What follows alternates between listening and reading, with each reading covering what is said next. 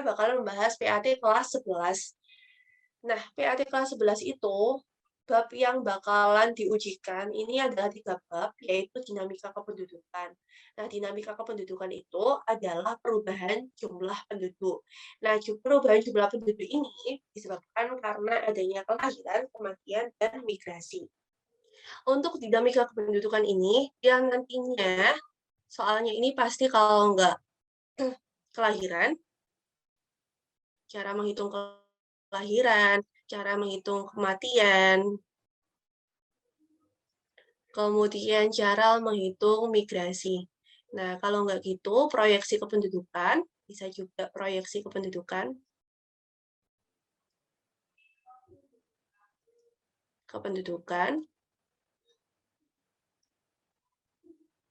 kemudian juga bisa piramida penduduk. Nah, piramida penduduk ini banyak banget macamnya ya. Nanti bisa dependensi rasio, seks rasio, kemudian bonus demografi, itu nanti masuk dalam piramida penduduk. Nah, ini adalah materi-materi yang harus kalian kuasai pada dinamika kependudukan. Kemudian untuk keragaman budaya, jadi keragaman budaya ini bisa mencakup unsur-unsur dari budaya. Jadi kalian harus paham nih unsur-unsur dari budaya. Kemudian kalian juga harus paham tentang contoh-contoh dari keragaman budaya. Kemudian tujuan kita mempelajari keragaman budaya itu buat apa? Gitu. Kemudian yang terakhir adalah penanggulangan bencana alam. Nah, penanggulangan bencana alam ini meliputi berbagai macam jenis bencana alam, baik itu bencana alam, bencana non alam, bencana sosial. Nah, bencana alam ini meliputi bencana meteorologis, bencana geologis, klimatologis, dan bencana-bencana yang lainnya. Kemudian kita juga harus mempelajari yang namanya mitigasi bencana alam. Nah, mitigasi bencana alam ada yang tahu nggak sih mitigasi bencana alam itu apa? Kira-kira Cici tahu nggak mitigasi bencana alam itu apa?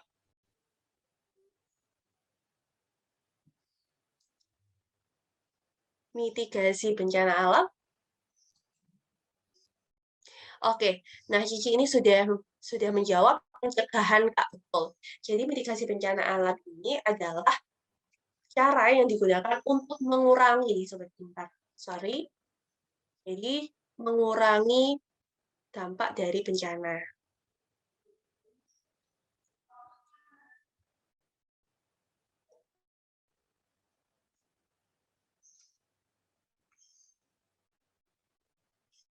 Nah, jadi mitigasi bencana ini mengurangi dampak dari bencana. Nah, setelah kita membahas bencana alami apa saja, kemudian dibahaslah bagaimana caranya untuk mengurangi dampak dari bencana tersebut. Karena ada beberapa bencana yang kita itu tidak bisa mencegah, tapi kita bisa mengurangi dampak dari bencana tersebut. Gitu. Untuk materi PAT Geografi kelas 11, apakah ada yang ditanyakan? Cici kelas berapa? Kelas 10 apa kelas 11?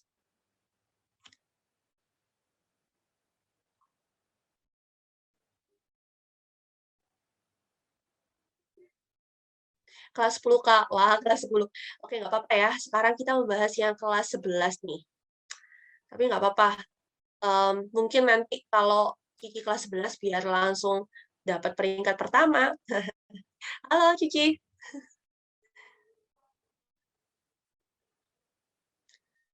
Oke, di sini udah ada yang bergabung lagi. Klaisimi. Halo, Klaisimi. Betul nggak sih panggilannya Klaisimi? Klasi ya? Klasi atau klasi? Klasi kelas berapa nih? Halo Kak. Halo. Klasi kelas berapa? Dari SMA mana?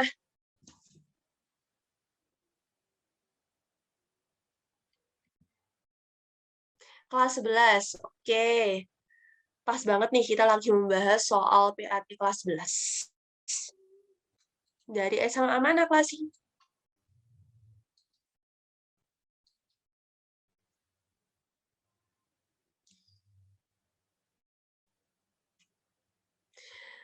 Oke, yuk kita bahas soal yang pertama.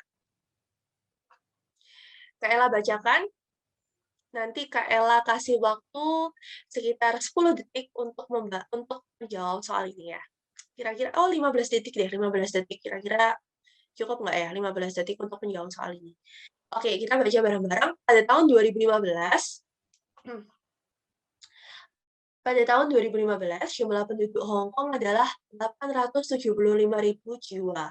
Tingkat pertumbuhan penduduk negara tersebut adalah sebesar 0,75%. Jumlah penduduk pada tahun 2020 adalah, oke, I'll kasih waktu sekitar 15 detik untuk kalian menjawab soal ini.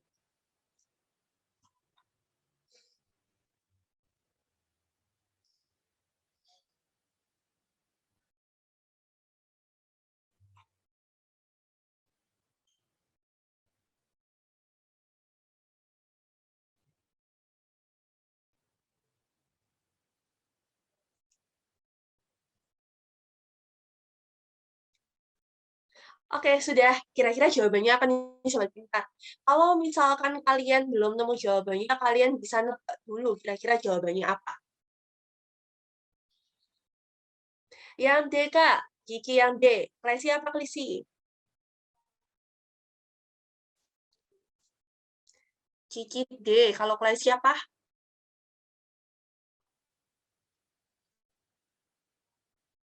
Oke, kita buktikan kira-kira jawabannya apa yang benar. Jadi, Sobat Pintar tahu nggak sih apa proyeksi penduduk itu?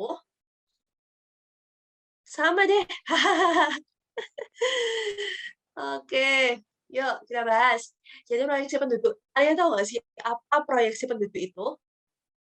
Jadi proyeksi penduduk ini adalah perhitungan prediksi penduduk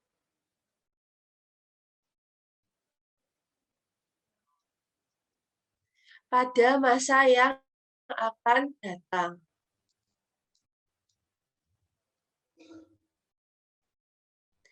Nah, jadi kita itu bisa loh. Jadi kita itu bisa loh memprediksi kira-kira jumlah penduduk nanti pada tahun 2050 itu berapa orang sih. Jadi kita bisa tahu jumlah penduduk tahun yang akan datang itu berapa orang, berapa jiwa. Nah, itu menggunakan proyeksi penduduk. Jadi proyeksi penduduk ini perhitungan prediksi penduduk pada masa yang akan datang yang didasarkan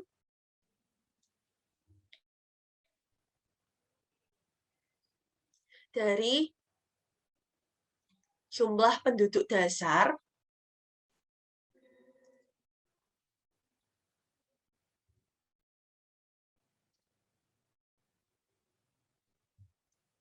pada interval waktu tertentu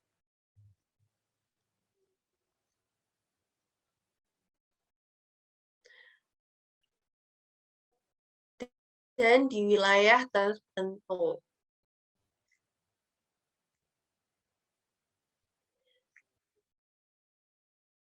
Nah, proyeksi penduduk ini untuk menghitung penduduk itu menggunakan yang namanya rumus rumus pertumbuhan geometri.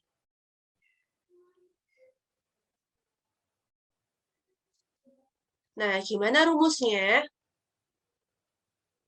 Rumusnya adalah PN sama dengan P, sorry. PN sama dengan P0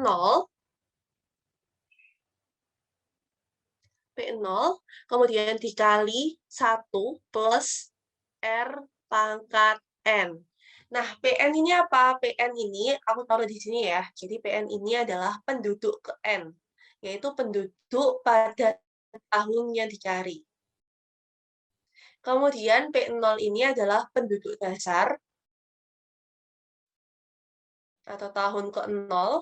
Kemudian R ini adalah persentase pertumbuhan penduduk.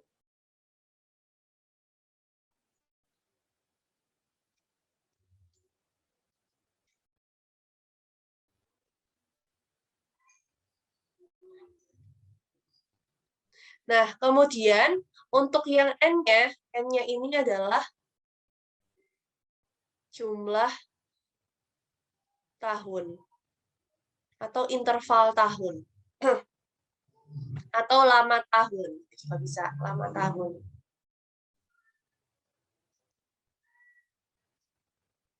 Oke, coba kita hitung. Karena di sini yang dicari adalah PN penduduk tahun 2020, berarti PN penduduk tahun 2020. Kemudian P0, P0-nya berapa ini? Tracy atau Cici, ada yang tahu nggak? P0-nya berapa? P0 itu adalah penduduk tahun dasar. Berapa P0-nya?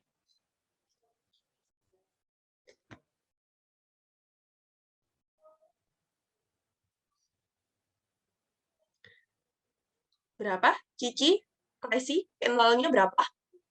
Ini ya, 875.000 jiwa. 875.000. Kemudian 1 plus R-nya berapa? R-nya ini adalah persentase pertumbuhan penduduknya, yaitu 0,75%. Kemudian di pangkat N. N-nya ini adalah lama tahun. Jadi untuk mencari N ini, caranya adalah mengurangi tahun 2020 dikurangi 2015, jadi 5 tahun. Jadi N-nya ini diperoleh dari pengurangan 2020 dikurangi 2015. Jadi 5 tahun. Kemudian 875.000, 1 plus 0,75% itu berapa sih? Ada yang tahu nggak? Klesi, Cici, halo Fahmi, selamat bergabung.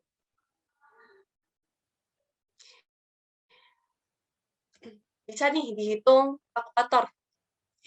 Jadi 0,75% ini adalah 0,0075 ya kan? Kemudian ditambahkan 1 berarti 1,0075.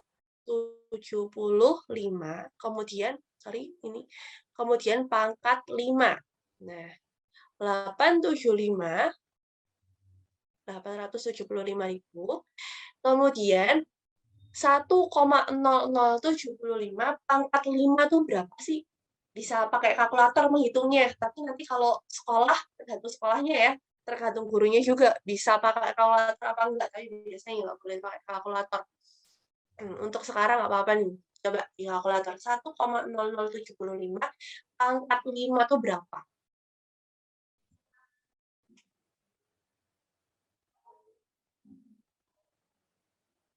Ada yang sudah menghitung?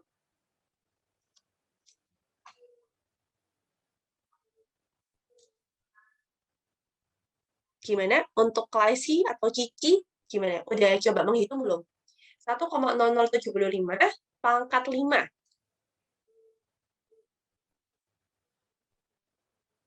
Oke? Di sini Kaela udah dapat 1,0380663. Nah, atau bisa dibulatkan sebenarnya untuk yang ini ya. Kemudian kalau dikalikan berarti jumlahnya 908,308.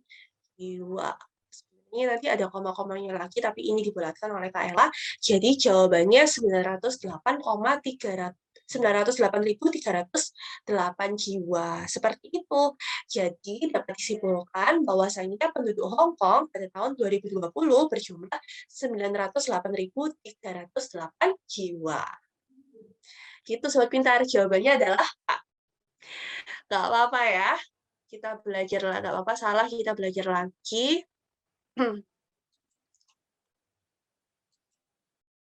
Sebenarnya memang agak lama ya menghitung proyeksi penduduk ini. Gimana untuk teman-teman, apakah Sudah paham untuk proyeksi penduduk ini, menghitung proyeksi penduduk?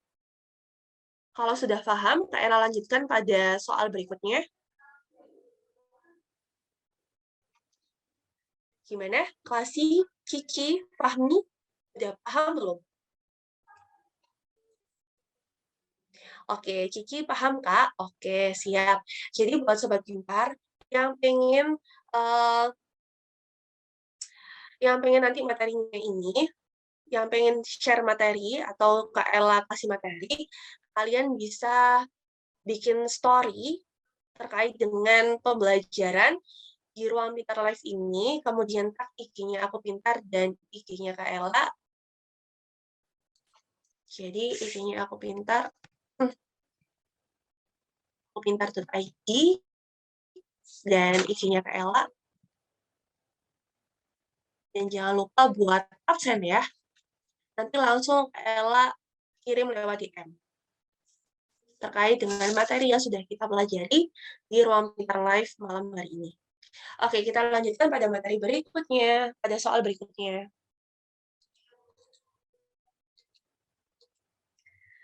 Nah, oke, jadi soal berikutnya ini mengenai sumber data kependudukan. Nah, Kak bacakan ya. Kita baca bareng-bareng.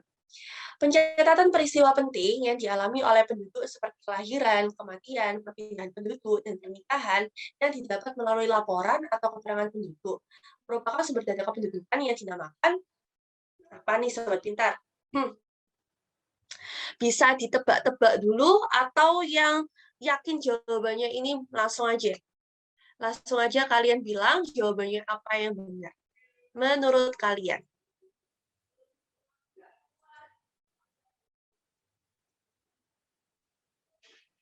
Jadi yang ditanyakan di sini itu pencatatan peristiwa seperti peristiwa kelahiran, peristiwa kematian, perpindahan penduduk, itu dicatat melalui sumber data kependudukan apa namanya? Yuk, kira-kira jawabannya apa nih kalian? Klesi, Cici, Fahmi, kira-kira jawabannya apa nih? Atau langsung aja dibahas oleh Kak Ella ya? Atau kalian jawab dulu nih, kira-kira kalian jawabannya apa? Nanti kita buktikan jawabannya benar atau salah gitu. Biar kalian tahu nih, oh saya masih belum pahamnya di sini. Oh saya udah pahamnya itu di materi ini gitu. Klesi, Cici, jawabannya apa?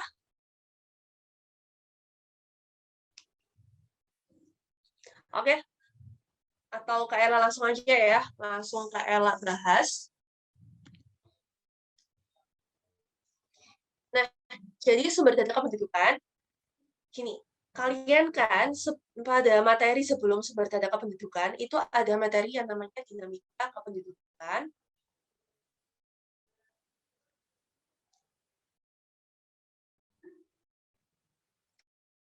Kemudian ada materi mengenai kualitas penduduk.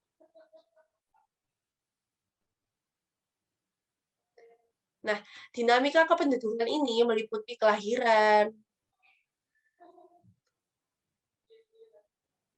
kematian, dan migrasi. Nah, jadi untuk mendapatkan data-data dari dinamika kependudukan, yaitu kelahiran, kematian, migrasi, dan untuk menentukan kualitas dari penduduk, kualitas penduduk, yaitu berupa kualitas pendidikan dan kesehatan penduduk, itu harus dilakukan yang namanya mencatat sumber data kependudukan. Nah, sumber data kependudukan ini dapat kita peroleh melalui 3 cara. Ada yang tahu nggak sih caranya apa saja untuk memperoleh data-data penduduk?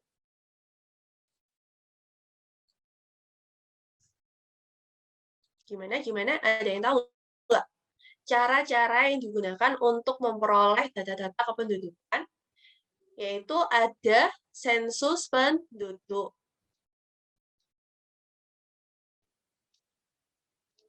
kemudian ada registrasi, dan ada survei. Oke, kita bahas satu persatu. Nah, sensus penduduk ini adalah sumber data kependudukan yang diperoleh melalui pengumpulan data, melalui penyajian data dari masyarakat, baik masyarakat lokal atau masyarakat lokal atau masyarakat pendatang,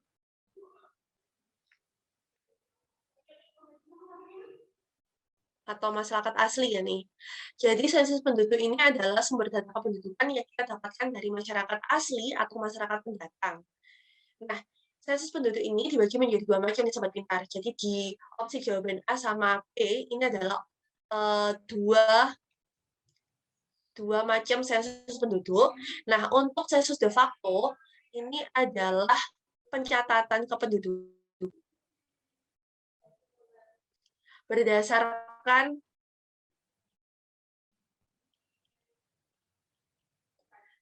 penduduk asli maupun pendatang di wilayah tersebut.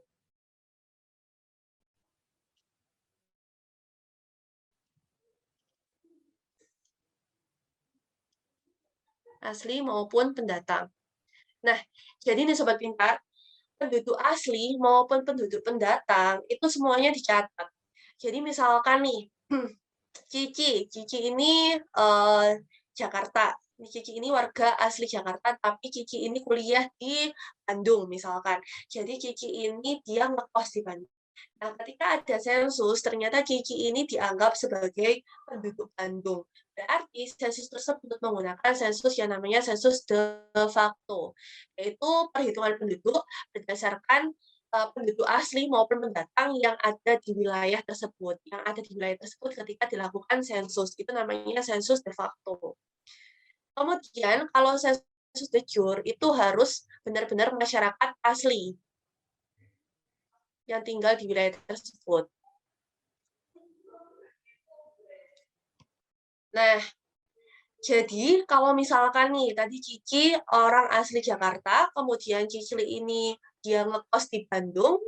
Nah, kemudian ketika ada sensus, kemudian Cici ini tidak dianggap sebagai warga negara Bandung, tidak dianggap sebagai penduduk Bandung, berarti sensus tersebut adalah sensus de jure, seperti itu. Karena sensus ini hanya menghitung penduduk asli setempat. Gitu. Jadi penduduk pendatangnya itu tidak dihitung. Sensus de jure. Kemudian kalau registrasi adalah mencatat keadaan masyarakat, catat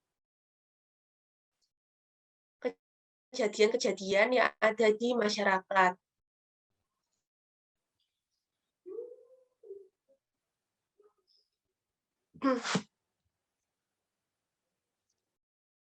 Nah, kejadian apa saja yang ada di masyarakat yang diregistrasi atau dicatat dan dilaporkan, yaitu kelahiran. Jadi kalau ada kelahiran baru, kemudian ada kematian, kemudian migrasi, ada pernikahan. Nah, jadi pencatatan seperti kelahiran yang masih baru gitu ya. Misalkan nih si Kiki sama Fahmi ini tetanggaan. Kemudian si Fahmi ini menikah. Nah, kemudian Fahmi ini melaporkan pernikahannya itu kepada ketua RT yang ada di situ. Nah, itu namanya registrasi. Kemudian Cici, misalkan Cici ini migrasi atau dia berpindah dari desa A ke desa B. Nah, itu juga Cici ini harus izin dulu atau lapor dulu ke ketua RT setempat. Nah, itu namanya registrasi. Jadi mencatat kejadian-kejadian yang ada di masyarakat seperti kelahiran, kematian, migrasi, pernikahan, dan lain sebagainya gitu. Jadi untuk registrasi ini tidak ada batas waktunya, sedangkan untuk yang sensus itu biasanya dilakukan 10 tahun sekali. Nah, terakhir sensus itu dilakukan pada tahun 2010. Gitu. Kemudian ada yang namanya survei nih Sobat Pintar. Jadi kalau survei ini, dia adalah pencacahan atau pencatatan penduduk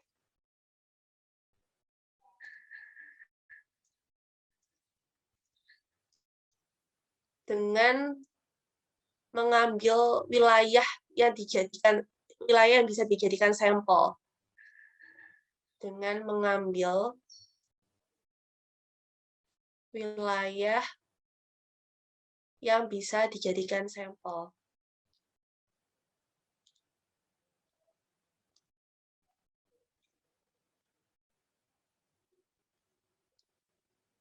Nah, jadi kalau untuk sensus ini semuanya itu dicatat Sobat Pintar. Jadi nggak ada sampel-sampelan atau nggak ada uh, wilayah sebagai perwakilan.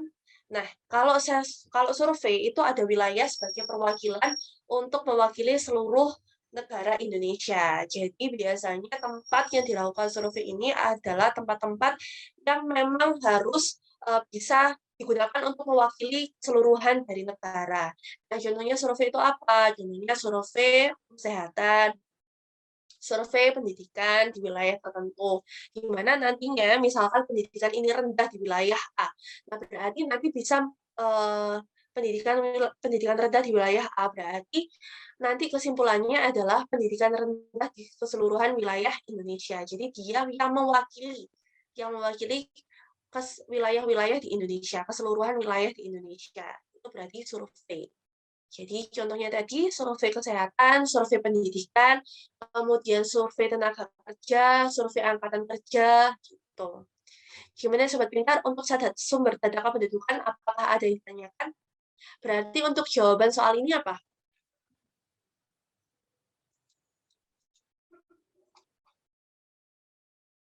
Jadi pencatatan peristiwa penting yang dialami oleh penduduk seperti kelahiran, kematian, perpindahan penduduk, pernikahan, didapat melalui laporan atau keterangan penduduk. Jadi masuk dalam sumber data kependudukan apa nih? Halo Betari, selamat datang.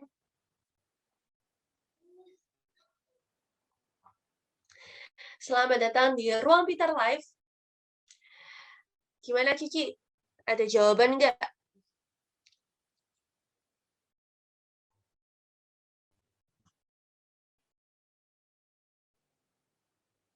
Jadi jawaban untuk soal ini apa nih? Yaitu registrasi. Tadi sudah Kayla jelaskan, kalau registrasi ini adalah mencatat kejadian-kejadian yang ada di masyarakat seperti kelahiran, kematian, migrasi, pernikahan, seperti itu. Oke, untuk soal yang ini, apakah ada yang ditanyakan?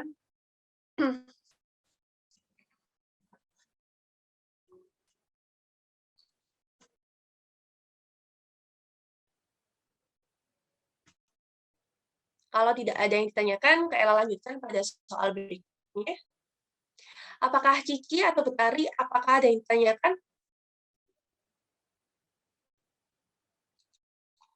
Tidak ada ya? Oke, kalau nggak ada, Kayla lanjutkan pada soal berikutnya.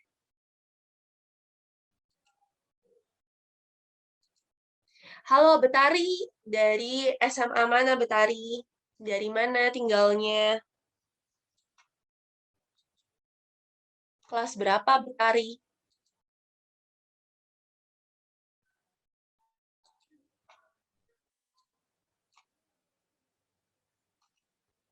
Dari Jogja, Kak. Wow. Kak Ella pengen ke Jogja nih. Refreshing. Gimana keadaan Jogja? Kelas berapa Betari? 11 ya? Atau kelas 10? Cici tadi kelas 10.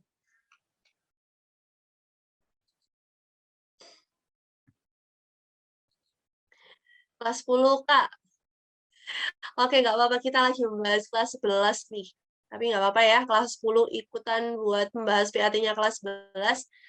Ya, semoga nanti untuk kelas 10 yang sekarang ikutan membahas kelas 11, semoga nanti di kelas 11-nya kalian langsung paham. Jadi bisa jadi juara kelas di kelas 11 nanti. Tapi Ella doakan di kelas 10 ini juga bisa jadi juara kelas 11 malah lebih jadi juara kelas lagi. Nilainya makin meningkat lagi karena nanti untuk persiapan untuk SNMPTN itu kita harus mendapatkan nilai yang bagus nih Sobat Pintar. Jadi usahakan kalian masuk 5 besar ya. Masuk 5 besar siswa-siswa yang eligible gitu. Jadi nanti bisa didaftarkan SNMPTN. Nah, gimana caranya biar nilai kalian bagus rapotnya? Ya, ikutan Ruang Pintar Live. Gitu. Oke, kita lanjutkan lagi ya. Hai, Classy. Sudah masuk lagi. Oh. Oke, jadi di sini yang ditanyakan adalah proyeksi penduduk lagi nih, Sahabat Pintar. Cuman, proyeksi penduduk pada soal yang ini tidak menanyakan mengenai perhitungan jumlah penduduk pada tahun yang akan datang. Namun di sini yang ditanyakan adalah grafik dari proyeksi penduduk itu. Soalnya adalah pernyataan yang sesuai dengan grafik di atas adalah. Coba diamati grafiknya terlebih dahulu, kemudian kira-kira jawabannya apa. 10 detik cukup ya untuk mengamati grafik. Nanti kalian bisa utarakan jawaban kalian apa, bisa lewat chat atau langsung unmute juga nggak apa-apa. Malah Kak Ella suka. Oke.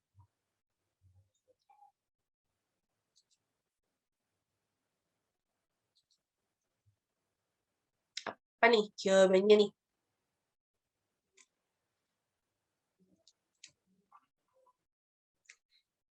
Nah, jadi di sini adalah apakah ada jawaban? Presini, kemudian Cici, Tari. Oke. Oh, nah, di sini adalah grafik mengenai proyeksi penduduk dunia.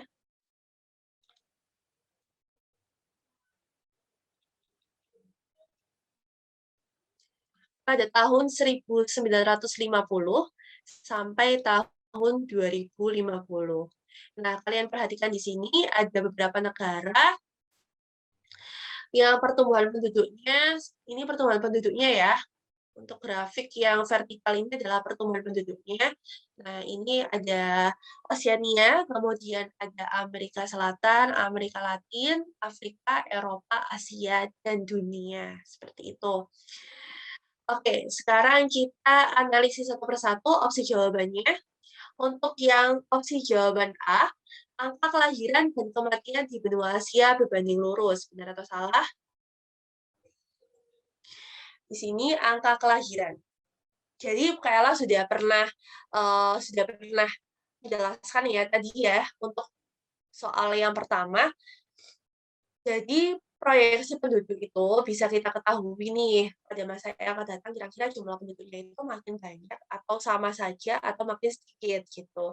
Kalau jumlah penduduknya itu semakin banyak, berarti jumlah kelahirannya itu semakin banyak dan jumlah kematiannya itu semakin berkurang gitu. Makanya jumlah penduduknya semakin besar. Nah, untuk opsi yang A, angka kelahiran dan kematian di benua Asia berbanding lurus. Nah, kita lihat nih benua Asia. Ini benua Asia sama benua Asia aja ya. Oke, di sini untuk yang opsi A, angka kelahiran dan kematian di benua Asia berbanding lurus. Benar nggak sih? Kalau angka kelahiran dan kematian di benua Asia itu berbanding lurus, berarti pertumbuhan penduduknya itu stabil. Jadi pertumbuhan penduduk mulai tahun 1950 sampai 2050 itu stabil.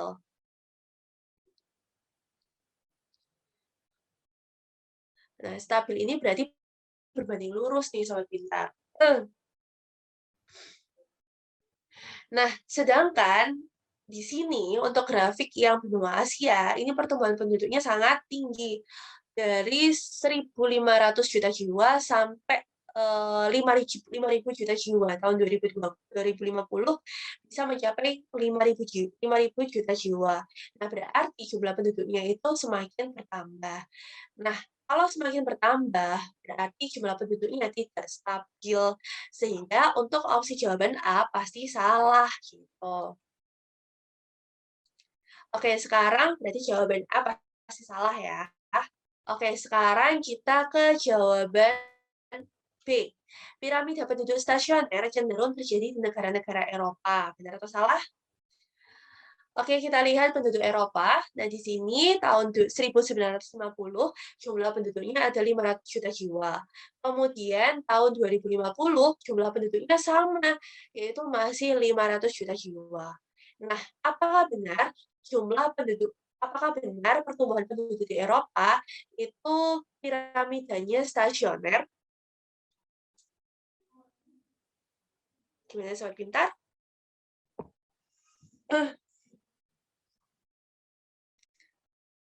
Nggak apa-apa kok, jawab lewat chat atau on mic langsung juga nggak apa-apa. Nggak usah takut, kalau salah nggak usah malu, kita belajar bareng-bareng. Nah, jadi piramida penduduk itu ada 3 macam sobat pintar, yaitu ada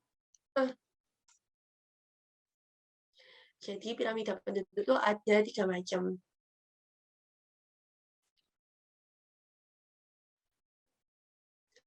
Ada yang konstruktif, yaitu bentuknya seperti kerucut.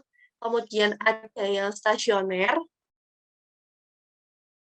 piramida penduduknya itu seperti batu nisan. Kemudian ada yang konstruktif, jadi kayak granat gini. Nah, yang pada opsi jawaban B itu katanya piramida penduduk dari negara Eropa, ini adalah stasioner. Apakah benar? Nah, jawabannya adalah benar. Jadi piramida penduduk di Eropa itu stasioner, di mana kelahiran dan kematiannya seimbang.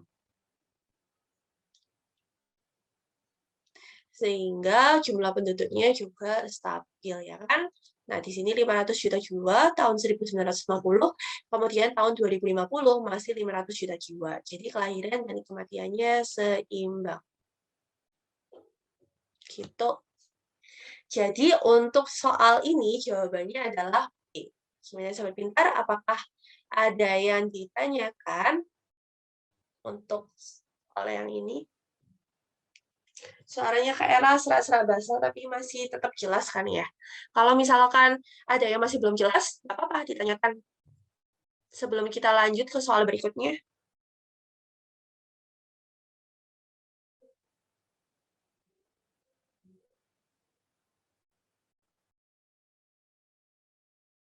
Apakah ada yang ditanyakan?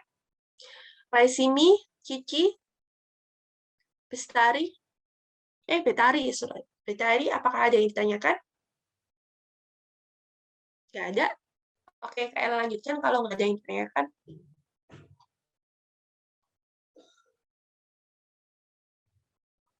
Nah, lanjut yaitu karakteristik dari penduduk. Oke, kita baca bareng-bareng ya. Jadi yang ditanyakan di sini adalah negara yang memiliki karakteristik penduduk seperti negara X adalah negara. Nah, di sini sudah diketahui ada pernyataan dari negara X ini. Kira-kira ini negara mana sih yang ciri-cirinya seperti ini? Nah, angka dependensi rasio tinggi. Jadi dependensi rasio ini adalah angka ketergantungan. Nah, kalau angka ketergantungan tinggi, berarti jumlah kelahiran sangat tinggi, jumlah kematiannya sangat rendah, sehingga dependensi rasionya itu tinggi. Kemudian tingkat pertumbuhan penduduknya itu lebih dari 1. Berarti tingkat pertumbuhan penduduknya sangat tinggi, di mana kualitas kesehatannya tapi rendah. Penduduknya lulusan sekolah dasar. Produktivitas penduduk sedang. Jadi di sana, di negara tersebut, untuk produktivitas penduduknya itu sedang banyak yang pengangguran berarti.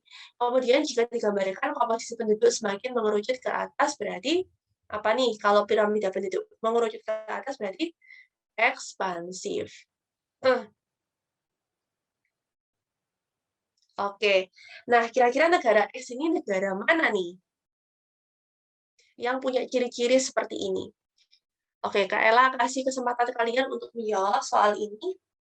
Kak Ella kasih waktu 10 detik ya buat menjawab soal ini. Kira-kira jawabannya apa? Kalian bisa lewat chat atau langsung unmute juga nggak apa-apa. Kalau benar, alhamdulillah. Kalau salah, nggak apa-apa. Nggak dapat hukuman. Yuk, langsung yuk. Kira-kira jawabannya apa menurut kalian?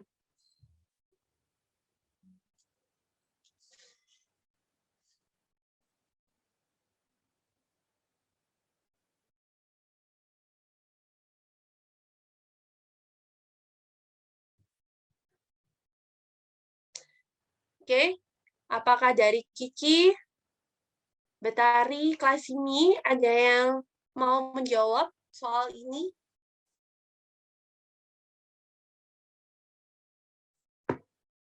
Kira-kira jawabannya apa?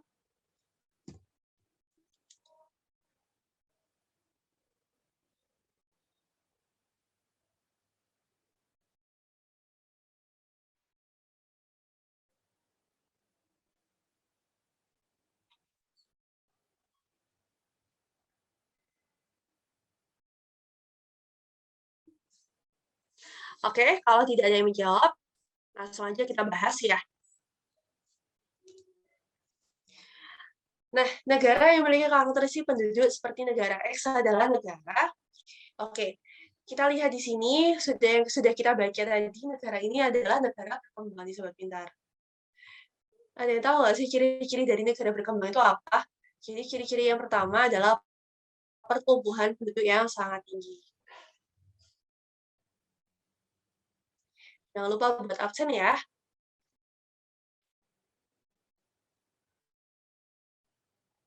Jadi negara berkembang itu pertumbuhan penduduknya sangat tinggi. Berarti kalau pertumbuhan penduduknya sangat tinggi, berarti kelahiran dan kematiannya tinggi. Oke. Kemudian kualitas pendidikan, kualitas kesehatan, pendidikan itu rendah.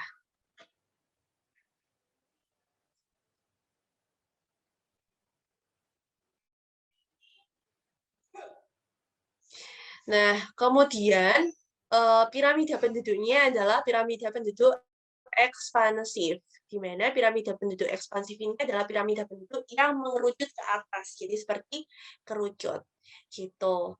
Nah, kenapa kok ekspansif itu masuk dalam negara berkembang?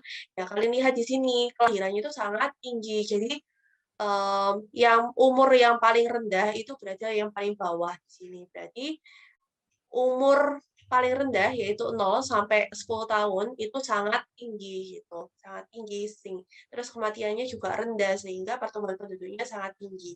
Nah, ini namanya piramida penduduk ekspansif yang ada di negara-negara berkembang. Sedangkan kalau yang stasioner dan konstruktif itu ada di negara-negara maju.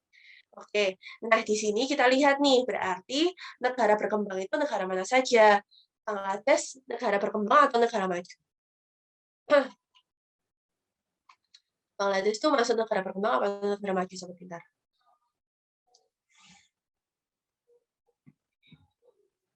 Masuk negara berkembang. Jadi ini ada kemungkinan jawabannya A. Kemudian Jepang ini negara maju, jadi pastinya bukan. Finlandia negara maju, pastinya bukan. Kemudian Cina ini negara berkembang. Namun untuk permasalahan Cina kenapa masih bisa jadi negara berkembang itu karena pertumbuhan penduduknya yang masih tinggi. Tapi untuk kualitas kesehatan, kualitas pendidikan, kemudian untuk uh, angka dependensi rasionya itu rendah untuk Cina. Jadi Cina pastinya bukan ya. Nah, Malaysia ini negara berkembang. Nah, kira-kira yang sama seperti ciri-ciri yang sudah ada di soal, kira-kira Bangladesh atau Malaysia nih? Kira-kira mana nih Sobat Pintar? Bangladesh atau Malaysia? Jawabannya. Mungkin Cici, Klesi, Betari bisa menjawab nih. Kira-kira jawabannya yang mana? Bangladesh atau Malaysia? Sudah ada 2 kemungkinan jawaban.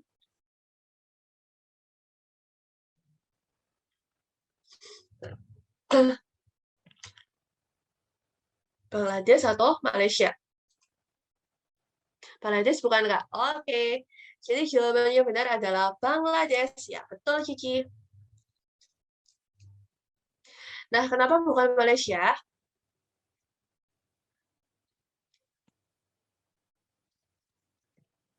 Nah, kenapa kok bukan Malaysia? Nah, Malaysia ini letak dari perbedaan antara si Bangladesh dengan Malaysia ini adalah rata-rata penduduknya. Rata-rata penduduknya kalau di Bangladesh itu lulusan sekolah dasar, sedangkan untuk Malaysia itu rata-rata penduduknya sebagian besar lulusan SMA gitu. Jadi dilihat dari rata-rata lulusan dari penduduknya itu. Oke, jawabannya Bangladesh. Ada yang ditanyakan enggak? Nggak ada yang ditanyakan? Kalau nggak ada, Kak Ella lanjutkan ya. Upin Ipin masih TK, Kak. Iya, Upin Ipin masih TK. Tapi kita lihat ini ya, kita lihat rata-rata penduduknya di sana itu lulusan SMA gitu. Kalau di Indonesia masih SMP nih Sobat Pintar. Jadi kalau di Indonesia itu rata-rata penduduknya masih lulusan SMP. Tapi udah ada peningkatan nih Sobat Pintar, dulu lulusan SD. Kemudian sekarang SMP, ya mudah-mudahan habis ini lulusan terakhirnya adalah S1 ya. Biar seperti negara-negara maju dan bisa seperti negara-negara maju, bisa jadi negara maju. Karena pendidikannya sudah bagus. Tapi pendidikan ini nggak cuma dilihat dari lulusannya terakhir apa ya sebentar, tapi juga dilihat dari keterampilan si penduduknya. Jadi penduduknya itu bisa nggak sih sesuai dengan lapangan pekerjaan yang ada. Jangan-jangan lulusan S1 tapi keluar-keluar nggak bisa apa-apa. Nah, itu tetap pendidikannya masih rendah. Nah, yang diharapkan di sini adalah lulusannya itu sarjana terakhir dengan kualitas yang bagus. Agar negara kita itu bisa jadi negara maju. Dan bisa untuk membangun negara kita lebih baik lagi. Oke, kita lanjutkan lagi.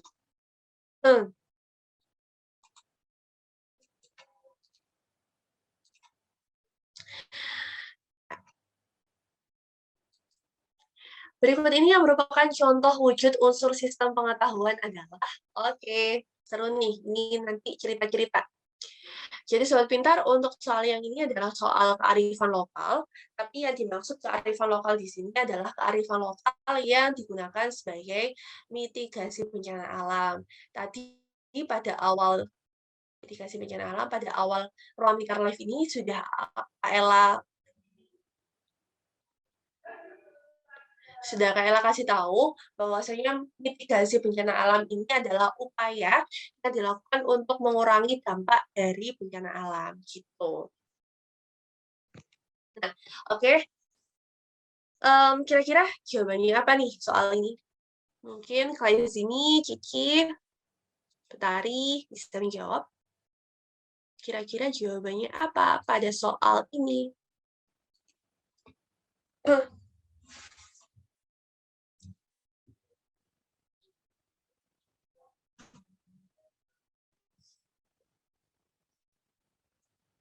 Kira-kira jawabannya apa nih Sobat Pintar? Yang merupakan sistem pengetahuan.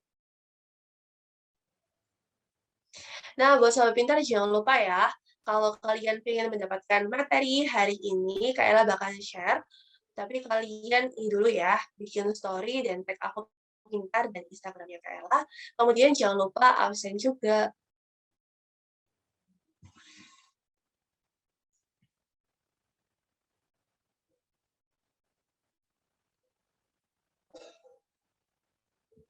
Gimana? Udah ketemu jawabannya belum? Cici, kalau di sini, Betari, udah ketemu jawabannya belum? Kearifan lokal yang bisa digunakan sebagai mitigasi bencana alam yang merupakan unsur dari sistem pengetahuan.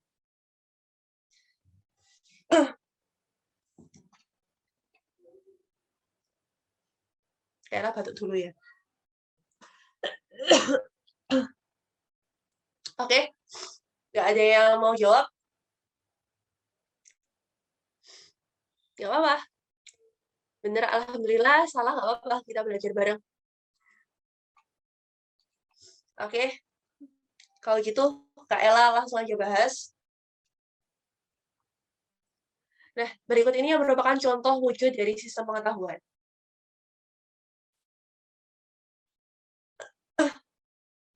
Oke, ini sudah ada yang menjawab nih. Oke, jawabannya A. Cici menjawab A. Yang lainnya gimana? Apakah sama seperti Cici jawabannya? Kalisimi, Betari?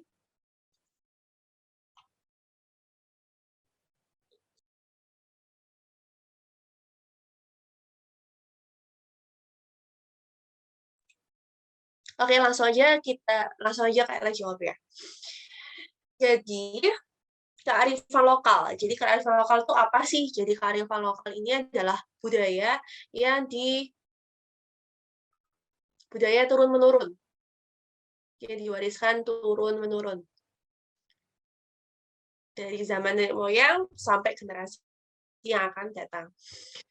Nah, apakah kearifan lokal itu ada yang digunakan sebagai mitigasi bencana alam? Pastinya ada di Sobat Pintar. Tapi nggak semua di sini ini digunakan sebagai mitigasi bencana alam. Ada beberapa yang digunakan mitigasi bencana alam, ada yang tidak. Nah, ini Kak Ella kasih tahu gambarnya. Nah, kira-kira ini gambar yang mana nih? Anak ulen, Lubu Larangan, Subak, Semang, atau Rambu Solo?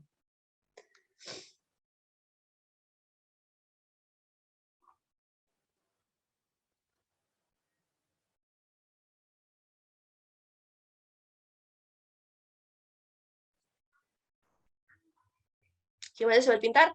Untuk gambar yang ini gambar apa? Ini adalah gambar Subak.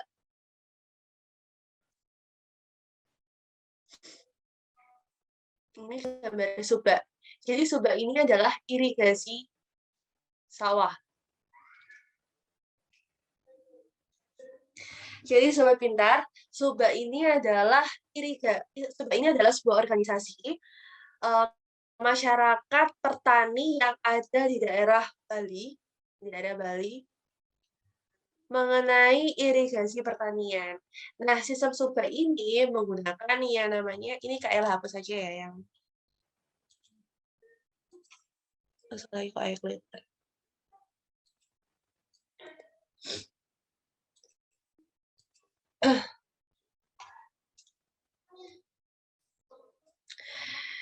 Nah, jadi di Bali ini menerapkan sistem Subak berdasarkan Trihita Karana, yaitu keharmonisan nisan dengan Tuhan, dengan manusia, maupun dengan alam. Nah, jadi Subak di Bali ini menganut yang namanya Trihita Karana. Menjaga keharmonisan dengan Tuhan, menjaga keharmonisan dengan manusia, dan menjaga keharmonisan dengan alam. Nah, ini adalah organisasi petani-petani yang ada di Bali. Jadi, irigasi sawah ini mereka tujukan kepada rasa syukur mereka kepada anugerah Tuhan sudah diberikan alam yang begitu bagus, sudah diberikan rezeki melalui pertanian. Jadi mereka harus menjaga pertanian itu tetap subur, kemudian juga harus menjaga alam ini agar tetap harmonis dengan lingkungan kita, dengan kita. Nah, kemudian menjaga keharmonisan juga dengan manusia, karena irigasi sawah ini mereka lakukan dengan gotong royong. Jadi mereka gotong royong untuk membangun irigasi sawah. Nah, itu merupakan wujud dari keharmonisan pada manusia. Kemudian keharmonisan pada alam. Jadi dengan adanya irigasi sawah ini, mereka dengan adanya irigasi sawah ini akhirnya bisa memitigasi bencana longsor atau memitigasi bencana erosi gitu. Sehingga ketika kita menjaga alam, maka alam pun juga akan menjaga kita gitu. Kemudian gambar berikutnya yaitu gambar tentang apa nih? Yang di bawah nih, gambar apa? Ini tahu nggak? Jadi ini ada orang-orang yang di hutan. Jadi dia ini adalah penjaga hutan. atau orang-orang yang tinggalnya itu di hutan. Nah, ada yang tahu nggak sih ini kearifan lokal apa?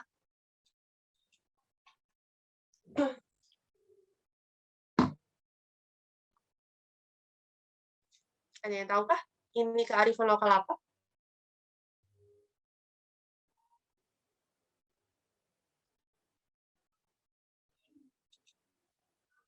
Tanah ulen. Ya, betul, Cici. Ini adalah kearifan lokal tanah ulen. Cici tahu nggak sih kearifan tanah ulen itu kayak gimana? Jadi ini tanah ulen.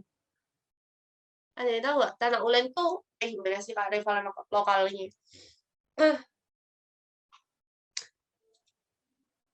Kayak digambar, Kak. Oke. Nah, jadi Sobat Pintar, tanah ulen ini adalah kearifan lokal di mana masyarakat itu dilarang untuk menebang.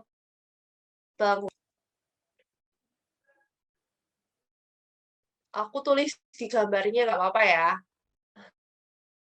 Soalnya nanti ya samping-sampingnya ada gambarnya lagi. Jadi ini dilarang untuk menebang hutan. Kemudian dilarang untuk membakar hutan untuk lahan, untuk ladang. Nah, intinya mereka ini harus menjaga hutan. Jadi siapa yang menebang hutan, membakar hutan atau merusak hutan harus menerima sanksi adat yang ada di sana. Nah, tanah ulen ini ada di mana? Yaitu ada di Dayak Kalimantan.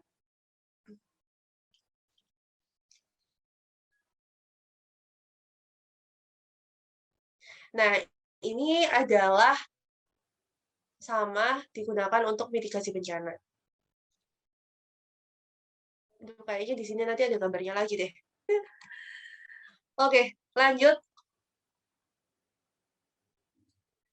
Gambar apa nih, Sobat Pintar? Ada yang tahu nggak sih? Orang apa ini?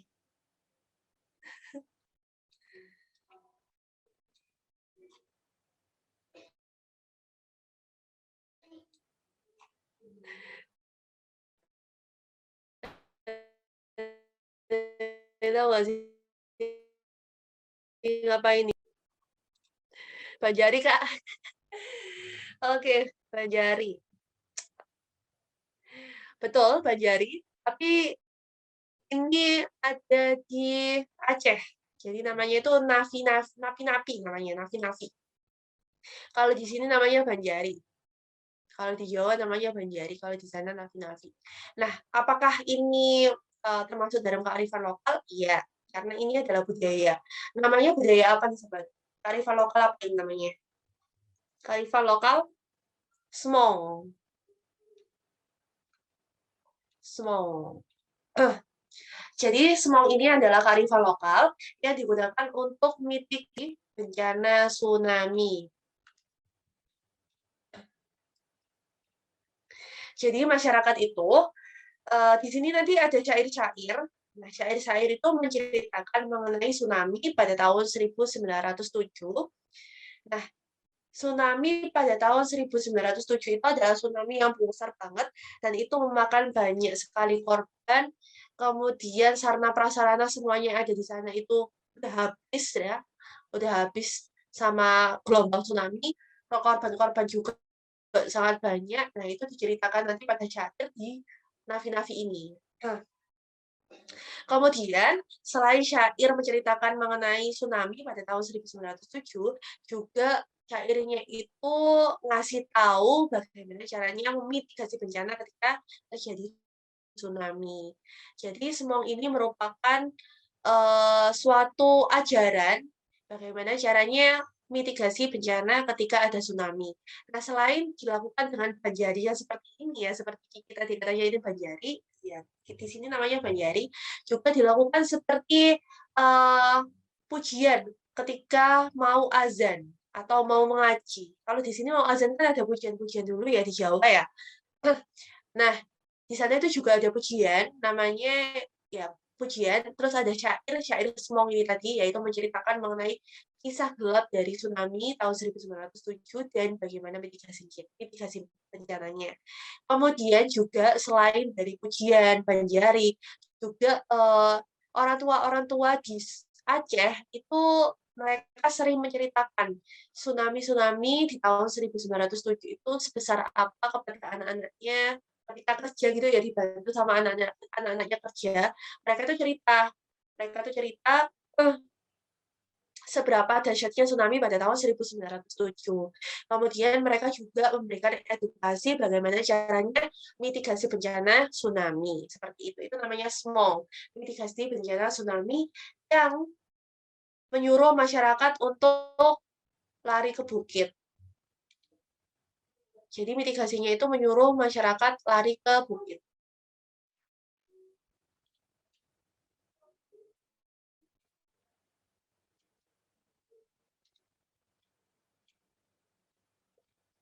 Gitu. Jadi ketika mereka itu sudah tahu mereka sudah tahu bagaimana tsunami itu akan datang, jadi mereka itu langsung disuruh cepat-cepat untuk naik ke atas bukit seperti itu. Itu adalah small. Ini Aceh. Kemudian, nah, apa nih Sobat Pintar? Ada yang tahu nggak? Ini gambar kearifan lokal apa?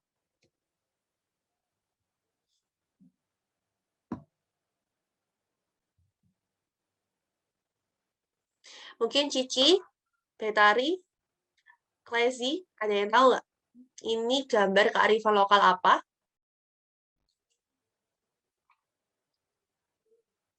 Nah, ini adalah gambar kearifan lokal Rambu Solo.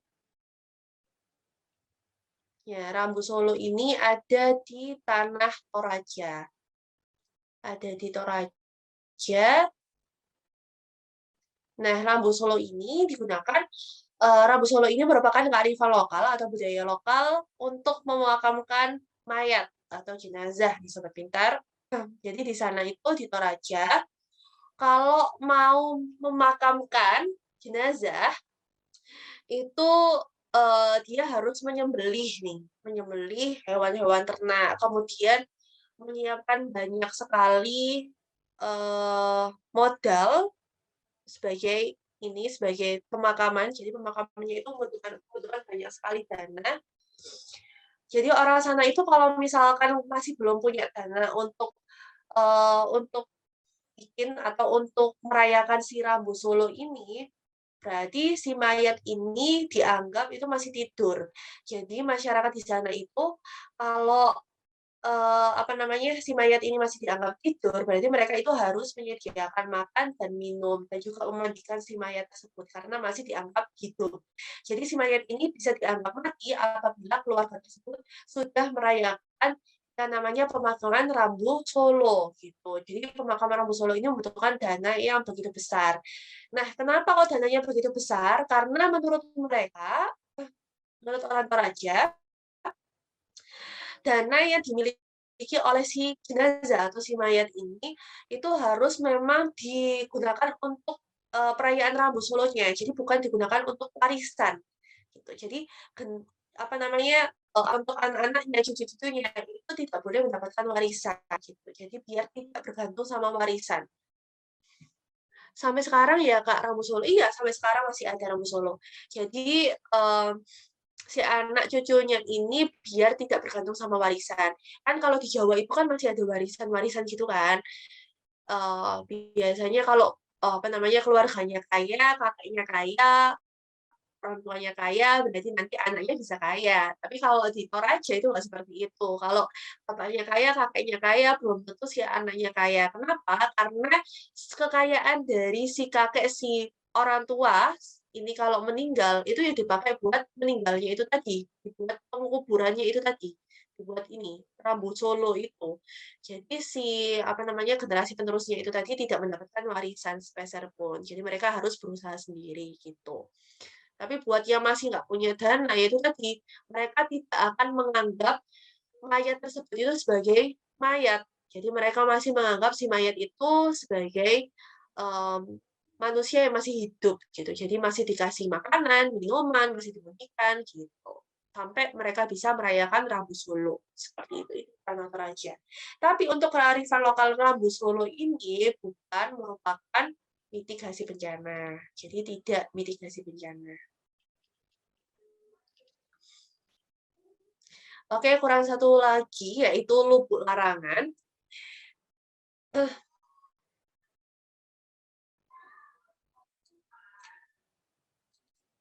Nah, jadi Lubuk Larangan di sini tadi udah ada coret-coretannya ya, sorry.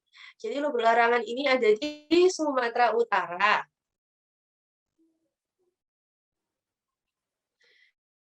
Nah, Lubuk Larangan ini apa? Jadi Lubuk Larangan ini adalah budaya untuk budidaya ikan. Jadi mereka ini punya suatu wilayah, kemudian mereka ini apa namanya ternak ikan bareng-bareng gitu ya. Satu masyarakat desa gitu ternak ikan bareng-bareng. Tapi desanya itu macam-macam ya Sobat Pintar, ada banyak sekali desa-desa yang mereka itu yang mereka masih melestarikan namanya Lubuk Larangan. Jadi sungai ini dimanfaatkan untuk pelestarian ikan. Kemudian ikan di sungai ini tadi yang dilestarikan itu tidak boleh dipancing sebelum 2 bulan. Jadi setelah 2 bulan baru dipancing gitu.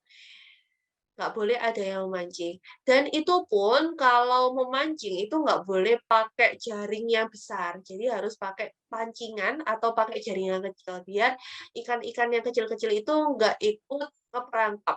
Gitu. Jadi masih bisa lestari di sungai ini.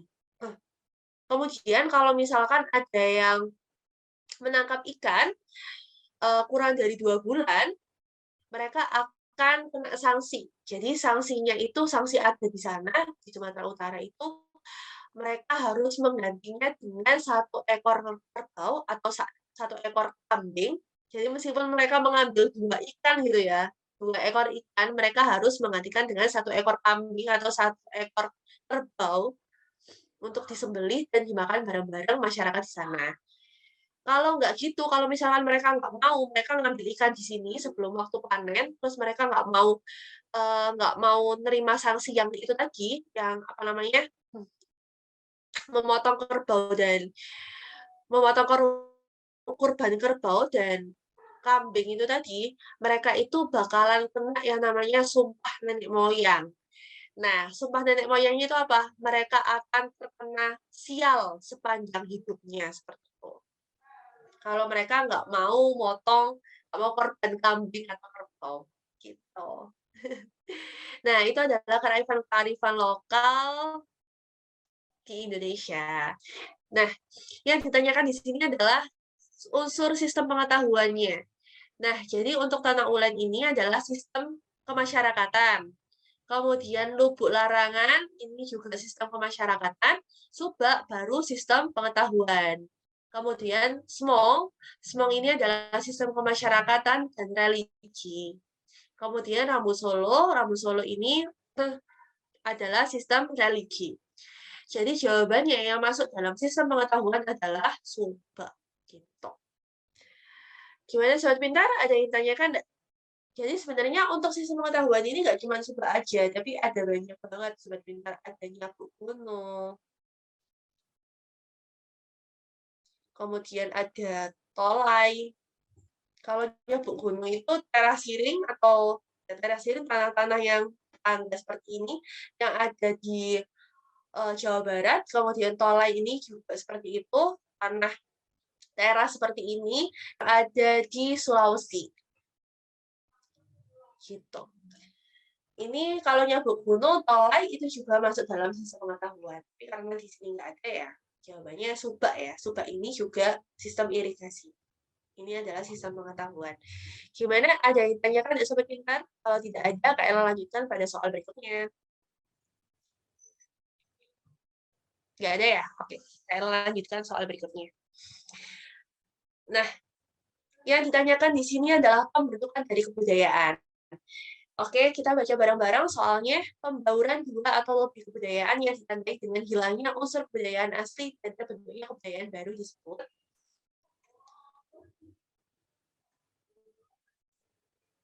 Oke, jawabannya apa nih Sobat Pintar? Ini di sosiologi ada, di geografi juga ada. Kira-kira jawabannya apa yang benar? Mungkin Kiki, Lesi, Betari, ada yang mau menjawab? Kira-kira jawabannya apa yang benar pada soal ini?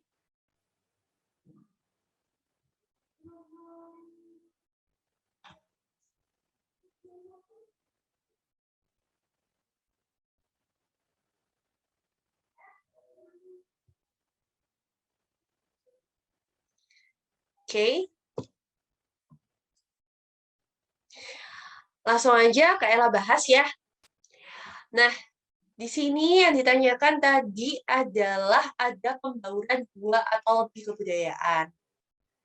Jadi ada ditandai dengan terhilangnya, jadi ada hilangnya unsur kebudayaan asli. Jadi ada dua kebudayaan, misalkan A sama B, pencampuran dua kebudayaan, ternyata si kebudayaan A sama si kebudayaan B ini hilang. Jadi terbentuklah kebudayaan yang baru, yaitu C. Nah, itu dinamakan apa? Oke, kita bahas yang A ya, imitasi. Imitasi itu adalah meniru. Misalkan nih, klesi. Jadi klesi itu misalkan um, punya idola favorit, misalkan penyanyi favorit atau artis favorit gitu ya. Kemudian si klesi ini meniru nih gaya hidupnya atau gaya berbicaranya atau gaya caranya berjalan. Nah, atau gaya bajunya. Nah, ini namanya imitasi, meniru. Kemudian kalau amalgamasi ini adalah pencampuran dua budaya.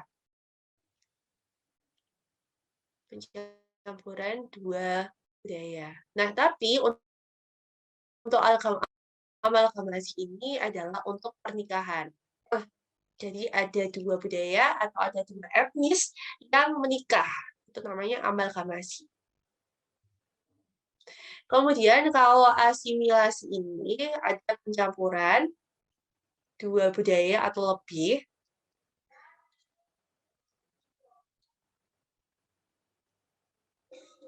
Atau lebih.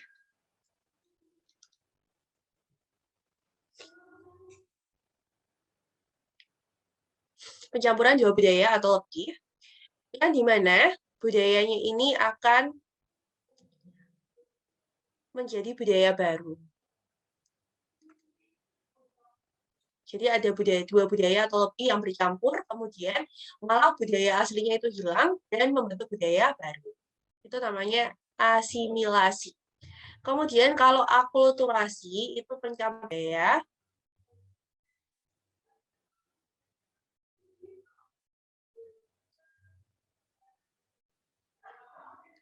Pencampuran budaya di mana budaya asli tetap utuh.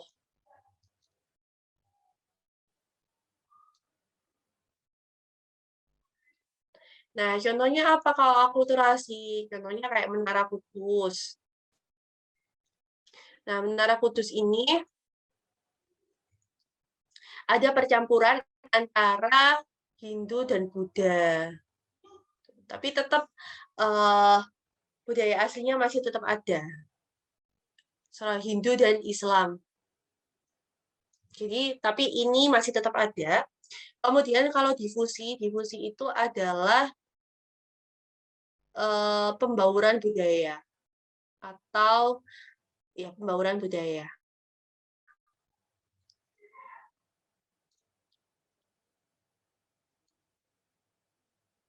Nah, pembauran budaya ini dilakukan dengan imitasi terlebih dahulu. Jadi, pengembangan budaya. Jadi misalkan nih, saya orang Indonesia, tapi saya tahu budaya Eropa, saya mempelajari tarian-tarian Eropa. Nah, berarti itu namanya difusi. Nah, difusi ini saya lakukan setelah saya melakukan imitasi, seperti itu. Jadi, untuk soal yang ini jawabannya apa, Sobat Pintar?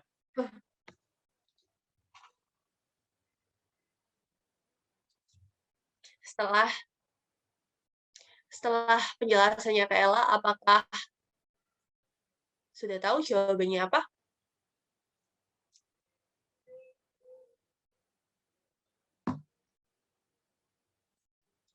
Jadi jawaban untuk soal ini adalah asimilasi.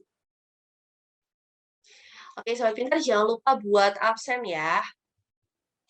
Link absennya Kak Ella taruh di sini. Jadi buat sobat pintar yang mau materi pada malam hari ini, jangan lupa buat bikin story dan tag Aku Pintar dengan Instagramnya akupintar.id.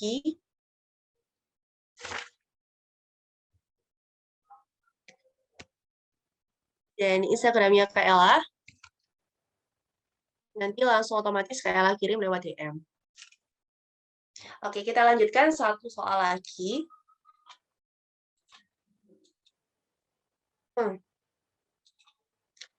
Oke, jadi di sini yang ditanyakan adalah pengaruh geografis terhadap kebudayaan.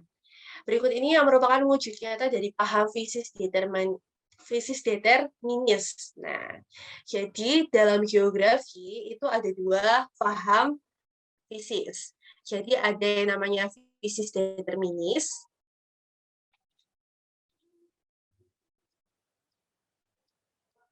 ada paham fisis posibilis.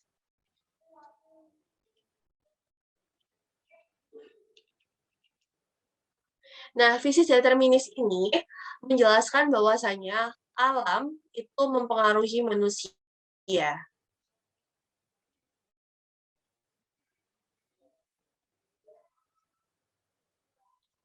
Alam mempengaruhi manusia. Manusia itu tidak bisa mempengaruhi alam.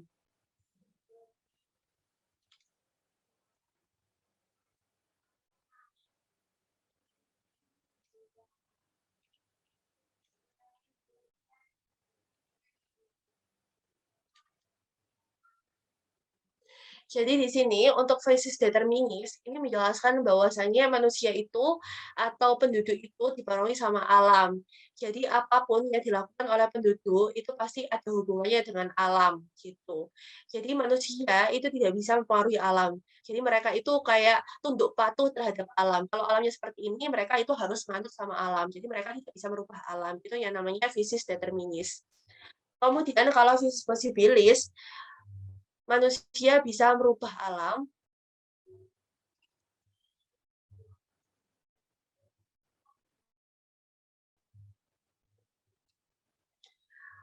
Kalaupun alam ini memberikan suatu kesulitan kepada manusia, misal kesulitan alam, contoh alamnya nggak ada airnya, misalkan kekurangan air. Nah, kesulitan alam ini bisa dirubah manusia dengan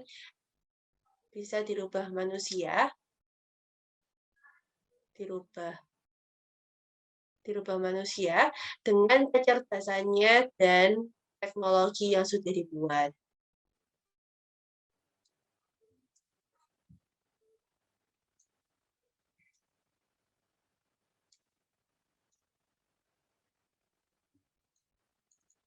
Jadi, untuk yang determinis ini berarti manusia itu nggak bisa merubah alam. Intinya seperti itu. Jadi alamlah yang merubah manusia. Jadi manusia itu tunduk patuh terhadap alam. Mereka nggak bisa apa-apa. Kalau posibilis ini manusia itu bisa merubah alam. Apapun keadaan alamnya, manusia itu bisa bertahan hidup dengan merubah alam tersebut sesuai dengan kebutuhan hidupnya. Seperti itu. Nah, ada ahli-ahli geografi yang dia menganut fisis determinis, ada ahli-ahli geografi yang menganut fisis posibilis. Nah, di sini peristiwa paham fisis determinis itu yang mana? Oke, kita lihat satu persatu ya untuk opsi jawabannya. Opsi jawaban Italia negara kopi. Kira-kira ini determinis atau posibilis? Apakah Italia itu memang benar-benar daerahnya itu cocok untuk perkebunan kopi? Kalau misalkan Italia itu memang daerahnya itu cocok atau subur untuk perkebunan kopi, berarti ini masuk dalam fisis determinis. Karena nggak bisa dirubah, manusia itu nggak ngerubah. Kalau manusia itu ngerubah bentuk alamnya, merubah fenomena alam yang ada di situ, misalkan wilayahnya nggak subur, kemudian wilayahnya jadi subur. subur, itu masuk dalam posibilis. Tapi kalau misalkan wilayahnya itu memang benar-benar subur, kemudian banyak lahan kopi atau cocok untuk kopi, berarti masuk dalam determinis, karena manusia tidak merubah alam tersebut. Kira-kira apakah Italia negara kopi itu masuk determinis atau posibilis? Gimana Sobat Pintar? Masuk determinis atau masuk posibilis? Masuk posibilis ya. Kenapa kok masuk posibilis? Karena Italia ini wilayahnya itu kurang subur untuk kopi, tapi karena manusia itu bisa merubah wilayah tersebut, sehingga Italia ini dikenal sebagai negara penghasil kopi dengan berbagai macam jenis kopi gitu. Jadi awalnya nggak subur, dijadikan manusia subur gitu. Kemudian Belanda sebagai negara kincir angin. Ini paham apa nih Sobat Pintar? Nah, Belanda itu berada di daerah dataran rendah. Seharusnya kincir angin ini kan berada di daerah yang lapang gitu kan, yang lapang. Sedangkan Belanda ini di daerah dataran rendah yang sempit gitu. Nah, kenapa bisa disebut sebagai kincir angin? Karena Belanda ini wilayahnya ada yang namanya reklamasi lahan. Yang reklamasi siapa? Yaitu penduduk sana. Jadi penduduk sana itu memperluas wilayah daratannya sehingga bisa digunakan sebagai daerah kincir angin. Jadi di sini ada lingkungan yang dipengaruhi sama manusia sehingga masuk dalam paham posibilis. Kemudian selanjutnya Finlandia sebagai negara 1000 danau. Nah, apakah benar negara Finlandia ini punya banyak danau? Apakah atau danaunya itu dibuat oleh manusia? Kalau memang Finlandia itu punya banyak danau, berarti paham determinis. Tapi kalau danaunya itu dibuat oleh manusia, yang pada awalnya Finlandia itu nggak punya danau atau sedikit danau, berarti masuk dalam paham determinis. Sorry, paham posibilis. Nah, pada kenyataannya Finlandia ini merupakan negara yang memiliki banyak sekali danau. Sehingga pahamnya adalah paham determinis. Jadi ini paham determinis. Kenapa? Karena memang alamnya seperti itu. Alamnya sudah punya banyak danau. Inggris negara industri. Jadi dulunya Inggris itu bukan negara industri. Tapi karena manusia, jadi kan awalnya tuh Inggris tuh nggak ada kan industri yang buat siapa? Manusia. Jadi manusia itu yang mempengaruhi alam. Sehingga ini masuk dalam paham posibilis. Kemudian Prancis negara mode, nah, mode pakaian itu kan yang mempengaruhi itu kan manusia, jadi masuk dalam paham posibilis. Nah, kita kembali lagi ke soalnya, ditanyakan di sini adalah paham fisis determinis. Nah, tadi yang determinis adalah yang C, Finlandia negara 1000 danau. Gimana Sobat Pintar untuk pertanyaan yang ini, soal yang ini apakah ada yang ditanyakan? Sebelum kita tutup live ruang pintar live hari ini, apakah untuk soal ini ada yang ditanyakan? Gimana? Kasih, Cici, Betari. Betari, ada yang ditanyakan nggak? Nggak ada yang ditanyakan? Oke, kalau yang nggak ada yang ditanyakan, kita lanjutkan. Karena waktunya udah habis nih Sobat Pintar, langsung aja kita ke sini. Jadi Kak Ella punya kata-kata mutiara buat kalian semuanya.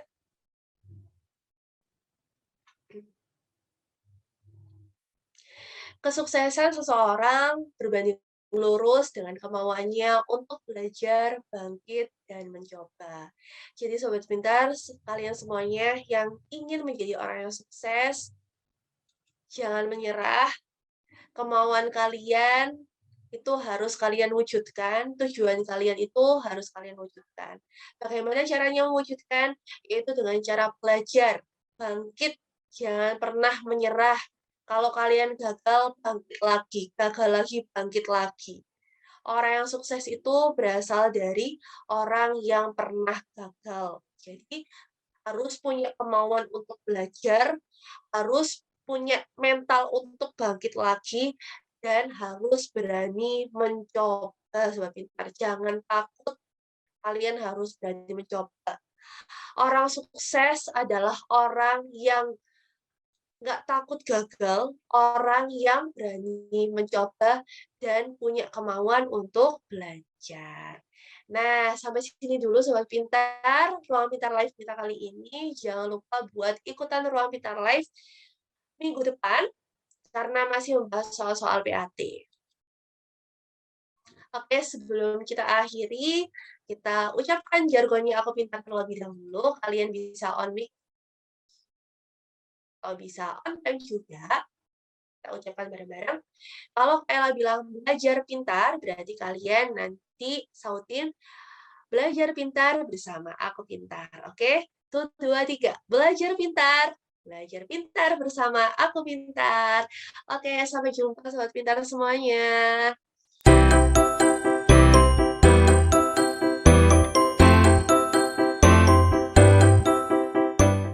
Belajar pintar bersama Aku Pintar. Download sekarang.